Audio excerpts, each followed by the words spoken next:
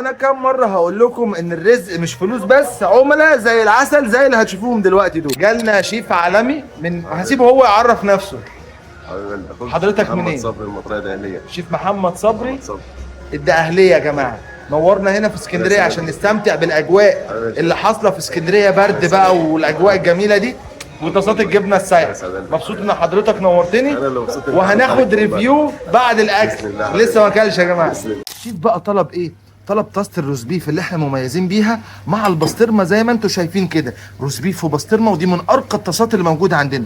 كل اللي انت شايفينه ده بيتشوح بالزبده الفلاحي وهينزل على وش الطاسه. احنا بنعز الشيف واهل الدقهليه، بنحضر له العظمه دي. ورينا يا شيف.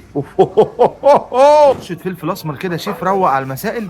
سلام. شويه العظمه دي لازم لها شويه بطاطس ويدجز من بتوع عم بقالي. لا لا لا. وكده اللوحه الفنيه دي كده بقى كملت مع شويه البطاطس برشه بهارات البطاطس عليها مع العيش العربي مع شويه الروز بيف والبسطرمه اللي عايمين على وش الطاسه.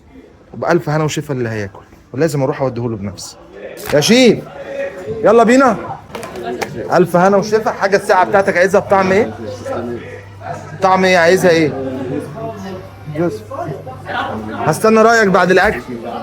طبعا الشيف بنفسه حابب يقول لنا رايه عشان اخد رايه كشيف متخصص في الاكل، عنده محل مشويات، فهنسمع رايه هو يقول لنا بنفسه.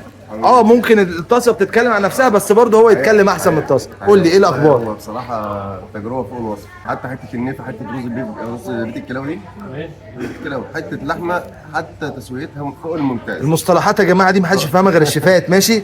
بس حته اللحمه تقطيع حته اللحمه فوق الممتاز. البسطرمه مش بس الجبنه بس ممتازه، البسطرمه فوق الممتازه. انا ما رضيتش افتح الكاتشب لان الكاتشب ده هيضيع طعم. هيضيع. بص بقى الناس الكيفه اهو، الناس الكيفه اهو، وكريب وبرجر.